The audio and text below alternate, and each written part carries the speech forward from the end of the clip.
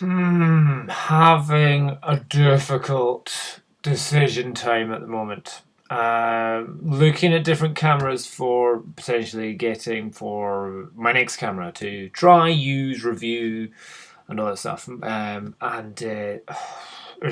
got a difficult decision. And it's difficult not because of the cameras, but because of the prices, which are fairly important. So at the moment, if I were to buy new, I could buy a Nikon D610 from Digital Rev for £880. We'll call that.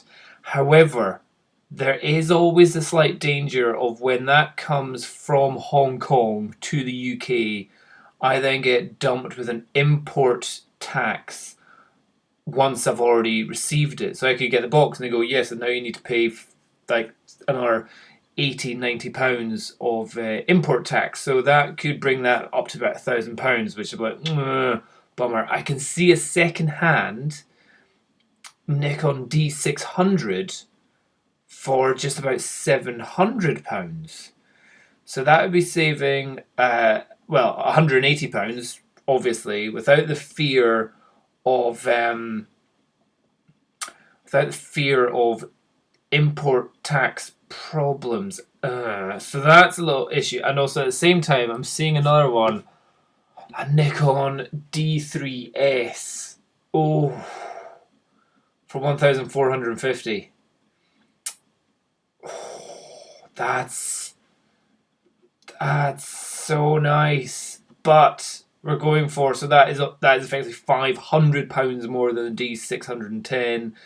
£700 the more what I can get for the double the price than what I could get for the D600 second-hand used. But I get to have a little touch and feel of it before I purchase it. So it's a tough one. The other thing is the D3s.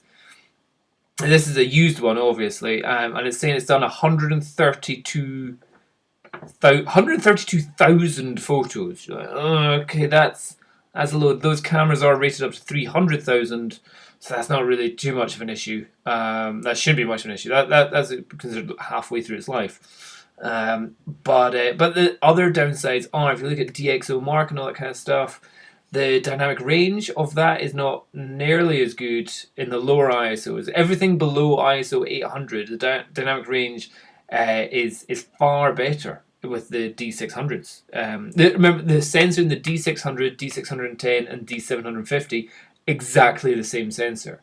And a fantastic, brilliant sensor it is, a 24 million pixels with a great ISO range. The ISO range, though, on the D3s is still astonishing. Is it possibly the best ISO capability camera in the world? 12 megapixels, I'm not worried about that. But at the same time, the video settings on this is only 720p, and it's only for like 4 minutes or something like that.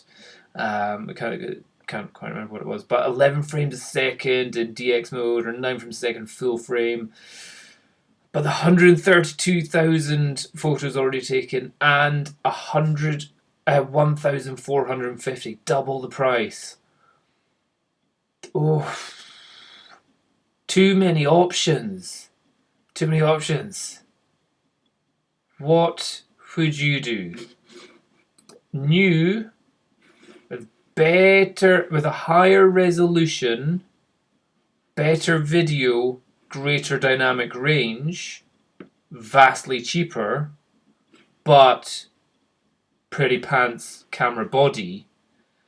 It's an amateur style body, or unbelievable ISO, amazing camera, guff video, lower dynamic range, £500, £600 more expensive, and yet used half of its life already. Oh, what do I do? What do I